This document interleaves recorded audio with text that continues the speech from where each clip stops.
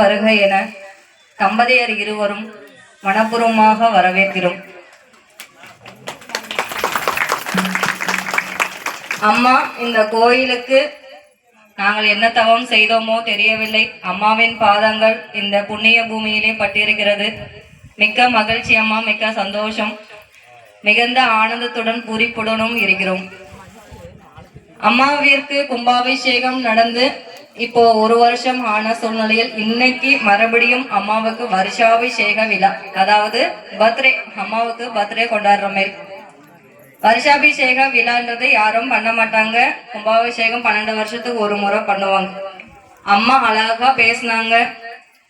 வாராகி என்பவள் நீதிக்குரிய தாய், நேர்மைக்குரிய தாய், நியாயத்துக்குரிய தாய்.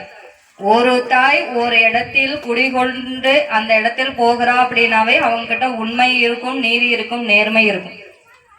மகா வாராகி கருவறையிலும், அஷ்டவாராகி மண்டபத்திலும், யமன் வாராகி 20 அடி உயரத்திலும், 108 வாராகி உலகத்தில் எங்கேயுமே 108 வாராகின்றது கிடையவே கிடையாது. யாரும் கேள்வியும் பட்டிருக்க மாட்டீங்க.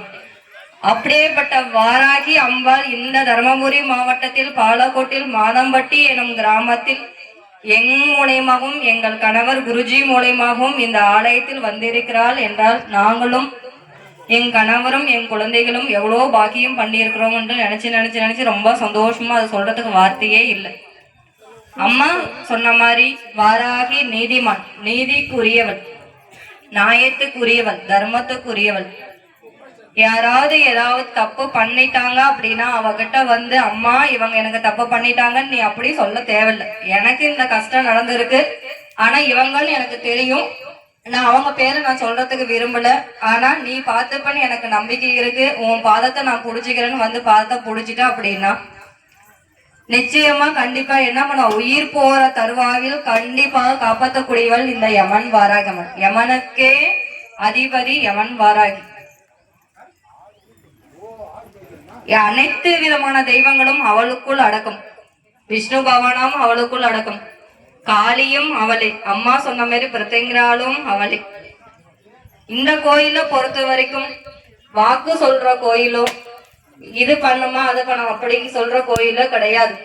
எல்லாத்துக்கும் திருச்செந்தூர் போனா ஒரு விசேஷம் சொல்லுவாங்க, திருப்பதி போனா ஒரு விசேஷம் சொல்லுவாங்க, காஞ்சி காமாட்சி கும்பிட்டா ஒரு விசேஷம் சொல்லுவாங்க, மதுரை மீனாட்சி அம்மனை கும்பிட்டா ஒரு விசேஷம் சொல்லுவாங்க. ஆனா இந்த கோயில பொறுத்த வரைக்கும் 108 வாராகியும், யமன் வாராகியும், அஷ்டவாராகியும், மகாவாராகியும் தலத்தில் வரம் கொடுக்கும் வாராகி.